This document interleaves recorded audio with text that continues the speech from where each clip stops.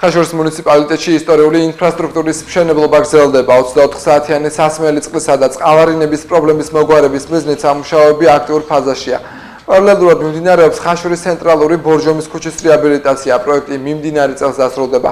ხაშურის მუნიციპალიტეტის მერი ამბობს, რომ თითოეული პროექტი მასშტაბურია და იგი მუნიციპალიტეტში მცხოვრები ადამიანების პრობლემებს ერთხელ და სამუდამოდ მოაგვარებს. თენგიზ ჩიტიაშვილმა ტv მონიტორინგთან ხაშურში განსახორციელებელი ახალი ინფრასტრუქტურული პროექტების დაანონსა.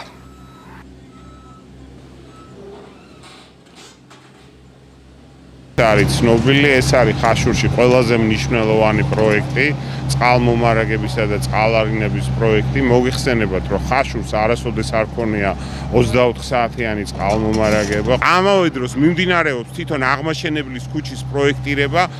აღნიშნავ, რომ თვითონ ამ კომპანიას, რომელიც დაქსელვას აკეთებს, აქვს ვალდებულება რომ აღადგინოს ასფალტის საფარი, მაგრამ ეს არის დროებითი ღონისძიება. უკვე ჩვენ მომავალ წელს გეგმავთ, რომ დაიწყოს აღმაშენებლის ქუჩის სრული რეაბილიტაცია და რუსთაველის ქუჩის სრული რეაბილიტაცია. ეს იქნება სულ სხვანაირი პროექტები, იმიტომ თანამედროვე სტანდარტის პროექტი იქნება, თანამედროვე სტანდარტის ესე ვიტყვი, ევროპული ქუჩები მოეწყობა თავისი ყვაფენილებით, განათებით, ახალი განათებით და ბევრი რაღაც სიურპრიზი გვაქვს ხაშურლებისთვის. აქტიურად მიმდინარეობს წყალმომარაგებისა და წყალარინების სისტემების სამშენებლო სარეაბილიტაციო სამუშაოები. ამ ეტაპზე წყალმომარაგების სისტემის ქსელი იყო 200 მეტრი. ამ ეტაპზე შესრულებული სამუშაოების მიხედვით თუ ვიმსჯელებთ, შესრულებულია 180 კილომეტრი, დარჩენილია 20 კილომეტრი. ხოლო კანალიზაცია იყო 45 კილომეტრიანი მონაკვეთი, წყალარინების სისტემის 45 კილომეტრი, შესრულებულია 35 კილომეტრი, დარჩენილია 10 კილომეტრიანი მონაკვეთი. აქტიურად მოცემულ ვადებში აქტიურად მიდის სამუშაოები და დასრულებაც იქნება პროექტის მიხედვით. საწყის ეტაპზე დასრულდება წყლის სამუშაოები.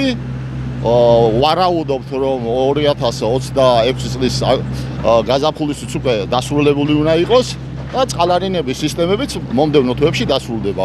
მთლიანად პროექტი სრულდება 26 წლის აგვისტოს თვეში. დიდი მადლობლები ვართ, რომ რაიონს წყალი ექნება, კანალიზაცია მუდმივი და რა ვიცი, ცოტა გვითვალობთ გზებზე, მაგრამ არა უშავს, ოღონდ მოგვარდეს ეგ პრობლემა. ეხლა დღეს წყლის პრობლემა თითქმის ყველა რაიონშია.